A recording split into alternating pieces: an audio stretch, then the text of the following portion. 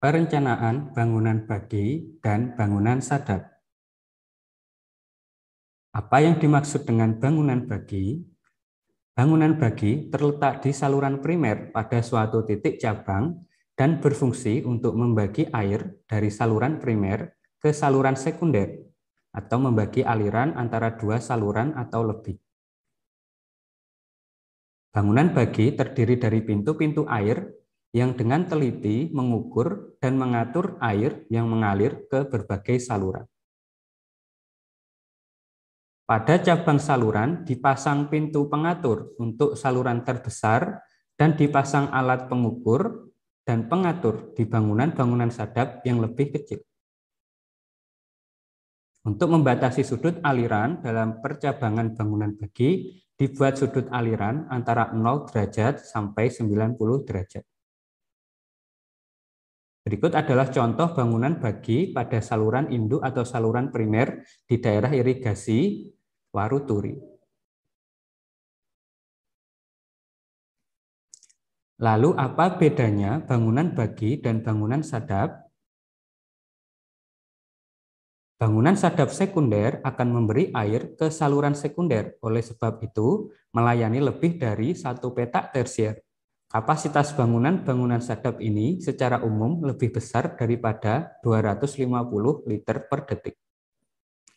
Bangunan bagi dan sadap mungkin dapat digabung menjadi satu rangkaian bangunan, menjadi bangunan bagi sadap.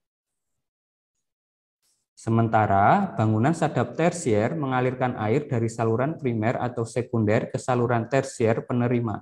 Kapasitas bangunan sadap ini berkisar antara 50 liter per detik sampai 250 liter per detik.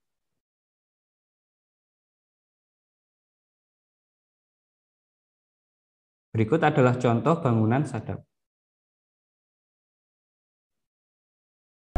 Air yang mengalir pada saluran primer akan berujung pada bangunan bagi, sebelum nantinya dibagi ke saluran sekunder, yang berfungsi untuk mengalirkan aliran antara dua saluran atau lebih.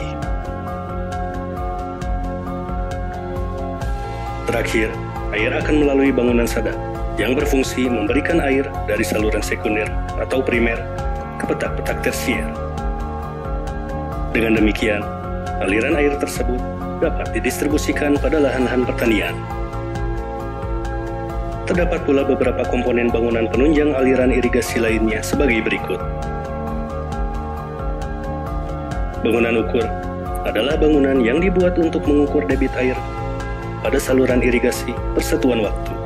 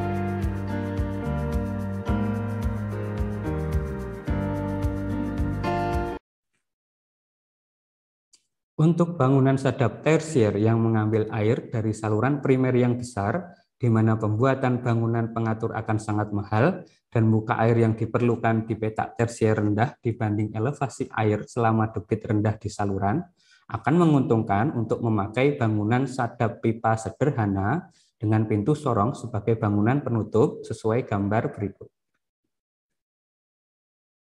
Debit maksimum melalui pipa sebaiknya didasarkan pada muka air rencana di saluran primer dan petak tersier.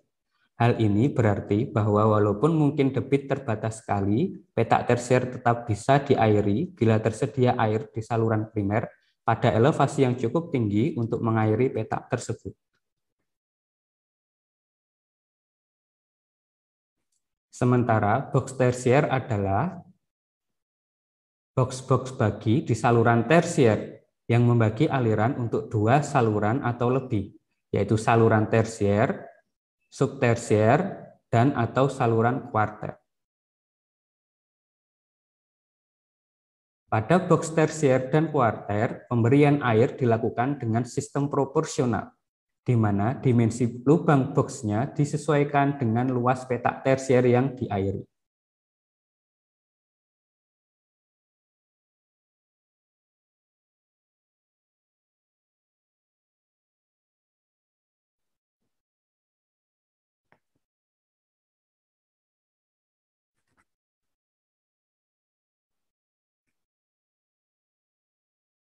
Berikut adalah contoh box tersier dan box kuarter yang lokasinya berdekatan.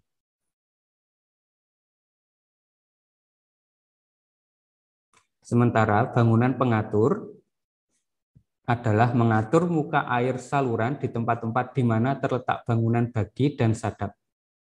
Khusus saluran yang kehilangan tinggi energinya kecil, misal di saluran garis tinggi, bangunan pengatur harus direncanakan sedemikian rupa, sehingga tidak banyak rintangan sewaktu terjadi debit rencana.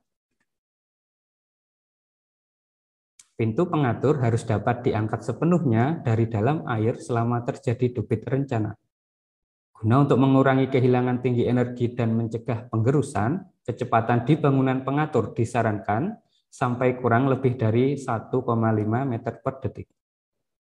Bagian hilir dari pintu pengatur dilengkapi alat ukur debit agar air irigasi dapat disalurkan secara adil ke seluruh luas daerah pengairan.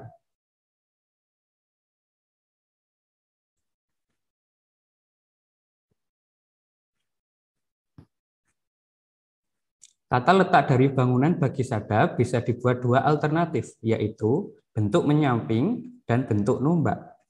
Bentuk menyamping, posisi bangunan atau pintu sadap tersier atau sekunder berada pada samping kiri atau kanan saluran dengan arah aliran ke petak tersier atau sekunder mempunyai sudut tegak lurus, pada umumnya hingga 45 derajat.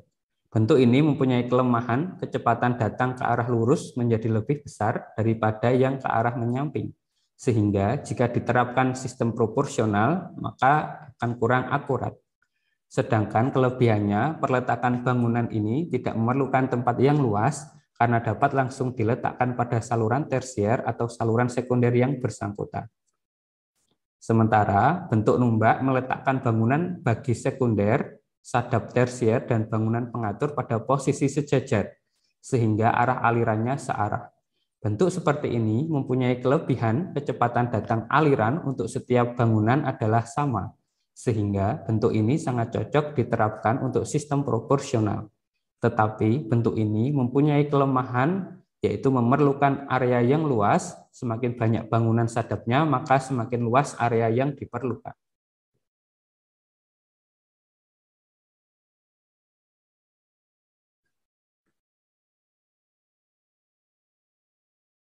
Beberapa permasalahan di lapangan biasanya terkait masalah sampah atau konstruksi yang telah rusak sehingga dapat mempengaruhi proses pemberian air ke masing-masing petak tersier.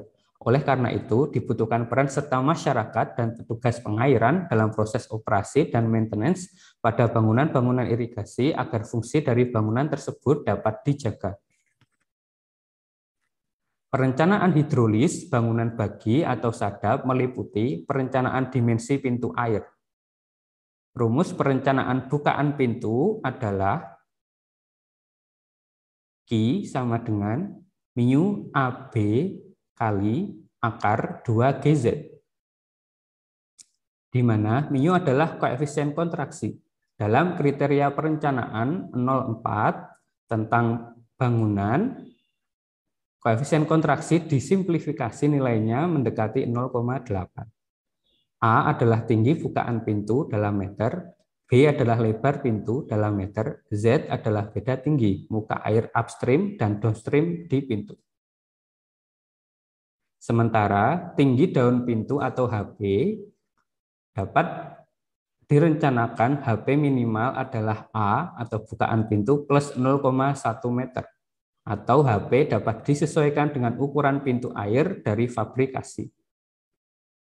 Sementara lebar pintu bruto adalah B plus 2 kali 0,05 sampai 0,1 meter, di mana harga 0,05 sampai 1 meter adalah angka tambahan yang masuk ke Sponex. Tinggi penyangga stang pintu air maksimum adalah 1 meter.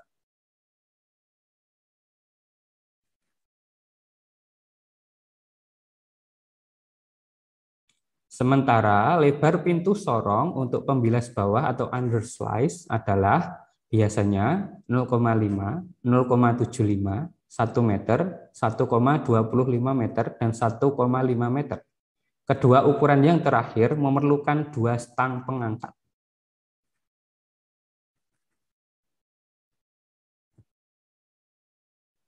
Berikut adalah contoh gambar perencanaan dari bangunan bagi sesuai standar penggambaran pada kriteria perencanaan bangunan irigasi. Perlu diingat, dalam standar penggambaran harus diperhatikan kelengkapan-kelengkapan dari notasi, dimensi, dan elevasi.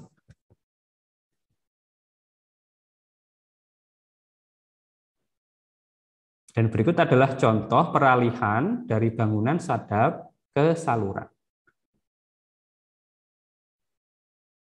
Terima kasih. Wassalamualaikum warahmatullahi wabarakatuh.